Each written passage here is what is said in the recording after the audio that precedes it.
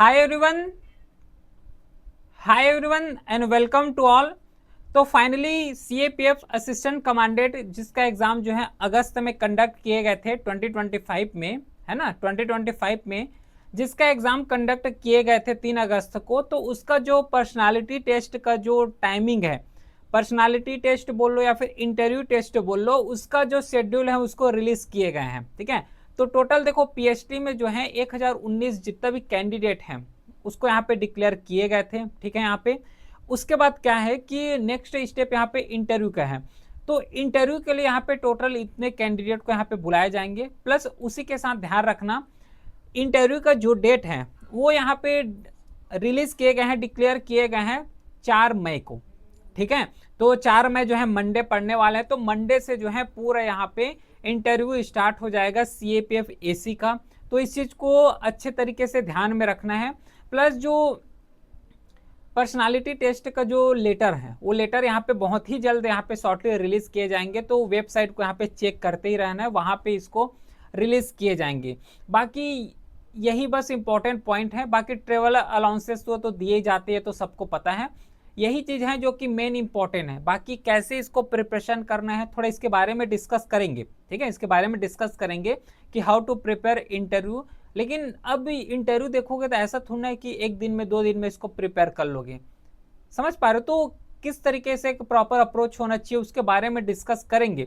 लेकिन बस ये थोड़ा सा पॉइंट ध्यान में रखना है कि डेट यहाँ पे रिलीज किए गए हैं, उस डेट को यहाँ पे ध्यान में रखोगे, एक दिन पहले पहुंच जाना, ये सबसे ज्यादा यहाँ पे बेस्ट एडवाइजेबल रहता है। ठीक है, क्योंकि इंटरव्यू है, एग्जाम ये नहीं है। इंटरव्यू के लिए अगर हड़बड़ से अगर गए, है ना, तो फिर बहुत ज्यादा यहाँ पे माइंड में बहुत ज्यादा इंपैक्ट होता है, प्रेशर बहुत ज्यादा आ जाते हैं। तो ये पूरा यहाँ पे नोटिफिकेशन बताए गए हैं, प्लस ये पूरा रोल नंबर के साथ कब इंटर होना है ना, कब से कब तक यहाँ पे टाइम डिसाइड किए गए हैं। प्लस जैसे कि यहाँ पे कैंडिडेट का यहाँ पे एक कैंडिडेट का रोल नंबर दिए गए हैं, 4 मई को होगा, फॉरनून में जाना है। ठीक है, टाइम भी अलॉट किए गए हैं, तो प्रॉपर टाइम के साथ शेड्यूल में पहुंच जाना है। ठीक है, तो ये जो है पूरा पर्सनालिटी टेस्ट का लिस्ट है, रोल नंबर के साथ लिस्ट दिए हुए हैं, इन सब को यहाँ पे इंटरव्यू देने जाना है। ठीक है, ये सब पीडीएफ्स कहाँ पे अपलोड होगा, तो ये सब टेलीग्राम चैनल में अपलोडेड है, तो वहां से एक बार चेकआउट कर लेना। बाकी मेन इंपॉर्टेंट पॉइंट है कि किस तरीके से इंटरव्यू का प्रिपरेशन करना है।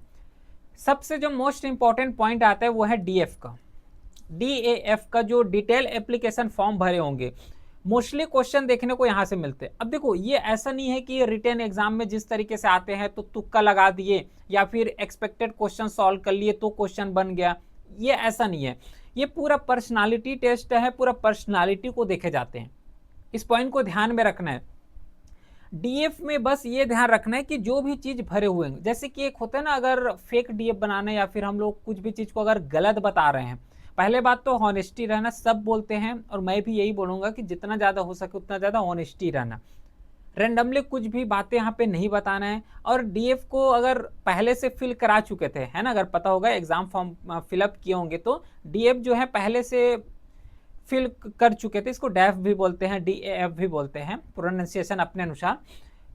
तो इसमें बस एक चीज ध्यान रखना कि एक मिस्टेक कैसे होता है। देखो फार्मर को हम लोग क्या लिखे हैं, जो हमारा फैमिली मेंबर है या फिर जो हेड है, फादर्स क्या करते हैं, फार्मर है, फार्मर में इतना लिखे हो। अब कुछ लोग होते हैं जो कि अगर सैलरी या फिर इसका इनकम अगर लिखोगे तो मान लो 50 लाख 60 लाख, ये जस्ट एग्जाम्पल दे रहा हूं। तो अगर फार्मर है और 50 लाख 60 लाख अगर बता रहे हो, है ना, प्लस ये सब बता रहे हो, ध्यान से समझना कैसे यहाँ पे इंटरव्यू में दिक्कत होता है। आई होप ऐसा तो नहीं किए होंगे। ठीक है, फार्मर है, फादर्स फार्मर है, ये बोलते हो। इसके बाद मान लो अगर जो है मंथली जो इनकम होते हैं ना, ईयरली इनकम मान लो जो है 50 लाख बता रहे हो, जस्ट फॉर एन एग्जाम्पल बता रहा हूँ।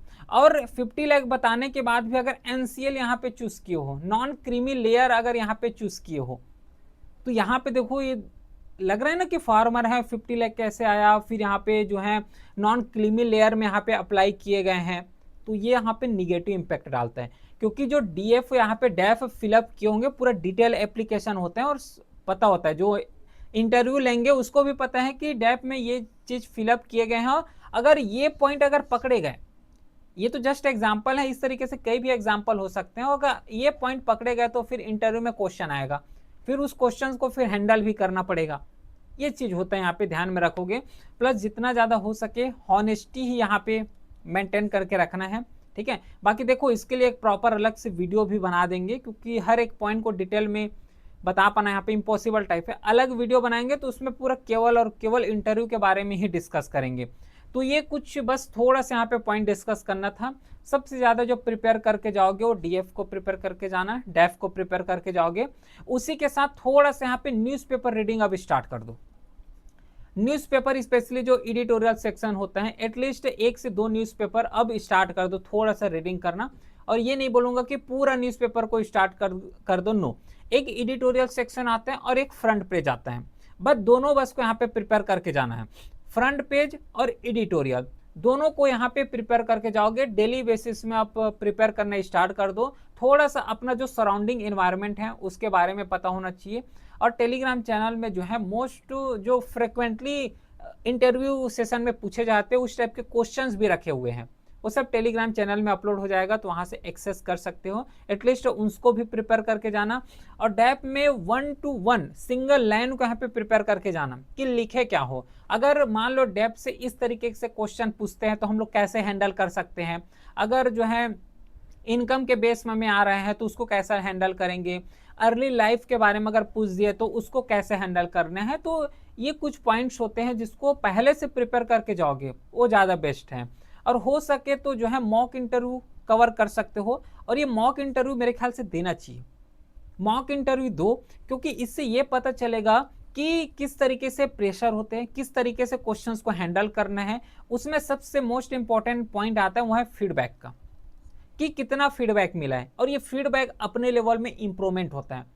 फीडबैक एक्चुअली में जो अदर पर्सन है जो इंटरव्यू ले रहे हैं वो पूरा आपके पर्सनालिटी को चेक करेंगे वहाँ पे, ठीक है। हर एक पॉइंट वहाँ पे बताने का ट्राई करेंगे, क्योंकि सब एक्सपीरियंस होते हैं, ठीक है। तो फीडबैक देंगे वो सबसे ज़्यादा यहाँ पे यूजफुल होगा। जितना ज़्यादा मॉक इंटरव्यू दे सको उतना मॉक इंटरव्यू देना है। यहाँ पे मॉक टेस्ट लिखा हुआ है, मॉक इंटरव्यू देना है यहाँ पे।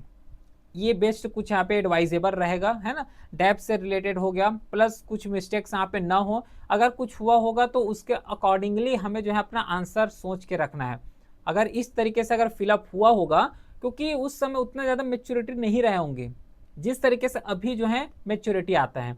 क्योंकि अब जो है रिटर्न भी क्लियर हो चुका है। रिटर्न क्लियर होने के बाद अब क्या है कि थोड़ा सा मेच्योरिटी आ जाता है कि अब जो है इंटरव्यू के लिए फिलअप करना है ना, डेफ फिलअप करना है तो अलग तरीके से। लेकिन इसी डेफ को जब एग्जाम से पहले फिलअप करोगे तो रैंडमली फिलअप कर देते हैं। ये होता है प्रैक्टिकली, ये चीज़ होता है। तो अगर कैसे भी जो है प्रीफर किए होंगे तो बस उसके बारे में थोड़ा सा जानकारी होना चाहिए। जैसे कि हॉबी हो गया तो हॉबी से रिलेटेड अपने को पता होना चाहिए, जो हॉबी लिखे हो। ऐसा नहीं कि हॉबी क्रिकेट लिखे हो और क्रिकेट के बारे में कुछ पता ही नहीं आ रहा है ना, कुछ भी पता नहीं है क्रिकेट के बारे में और हॉबी क्रिकेट को डाल दिए हो, तो वहाँ से अगर क्वेश्चन पूछेगा क्रिकेट फील्ड से रिलेटेड तो कैसे बता पाएंगे। तो ये तो पूरा निगेटिव इम्पैक्ट हो जाएगा। तो ये कुछ पॉइंट्स हैं, इन सब पॉइंट को यहाँ पे डिटेल के साथ प्रिपेयर करके रखना है। मोस्ट इंपॉर्टेंट जो पॉइंट था यहाँ पे डिस्कस करना वो है exam schedule, plus roll number के साथ ही साथ यहाँ पे दिए हुए हैं, टाइम भी दिए हुए हैं, डेट भी मेंशन किए गए हैं। तो एक दिन पहले हो सके तो यहाँ पे पहुँचने का प्रीफर करोगे। बाकी ये पूरा पर्सनालिटी टेस्ट के बारे में कोई भी क्वेरी होता है तो व्हाट्सएप नंबर भी दिया हुआ है, वहाँ पे मैसेज कर सकते हो। बाकी फिर मिलते हैं क्लासेस में, ये जानकारी बस देना था। तब तक के लिए thank you, well done, have a great day.